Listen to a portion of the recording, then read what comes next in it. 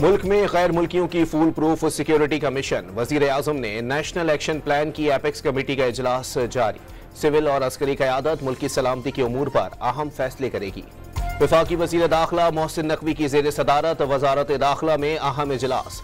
चीनी शहरियों की हिफाजत के लिए किए गए इकदाम का जायजा लिया गया। मुताल्लिका इदारों ने सिक्योरिटी प्लान और मजमूई सूरत हाल पर ब्रीफिंग दी।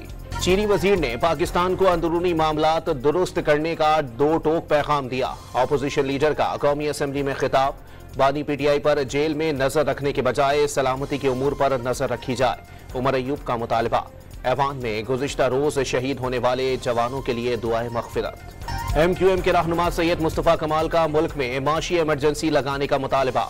अवाम से पैसे मांगने के बजाय बड़े लीडर और अरकान पार्लियामेंट 1000 अरब जमा करें।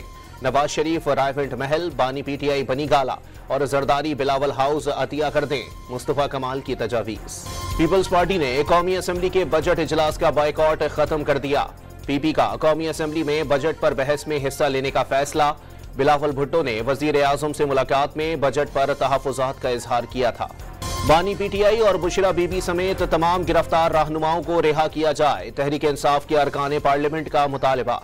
इलेक्शन कमीशन शफाफ इलेक्शन कराने में नाकाम रहा।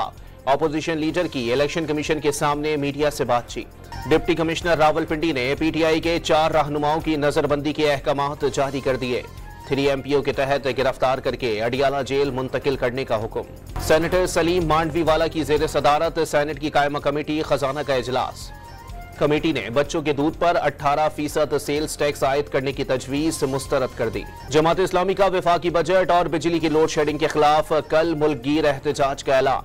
करप्शन और नाअहली उरूज पर है, अवाम को घरों से निकलना होगा। हाफिज नईमुल रहमान की प्रेस कॉन्फ्रेंस। PTI दौर में पंजाब के वसाइल को दिल खोल कर लूटा गया। वजीर इत्तलात अज़मा बुखारी का इल्जाम। 1707 अरब रुपए के कट्टे मुर्गी पर बर्बाद करने का दावा। नफरत और इंतशार की सियासत को हवा देने का दावा भी कर दिया। गजा में सहूनी बर्बरियत ना थम सकी, मुख्तलिफ इलाकों पर आग और बारूद की बारिश। 24 घंटों के दौरान 45 फलस्तीनी शहीद। इसराइल और हिजबुल्लाह के दरमियान झड़पें मुकम्मल जंग में तब्दील होने का खदशा। और खाने काबा के मुहाफिज और कलीद बरदार डॉक्टर सोहले बिन ज़ैनुल आबिदीन अल शेबी इंतकाल कर गए। वो फतह मक्का के बाद काबतुल्लाह के 109वें कलीद बरदार थे।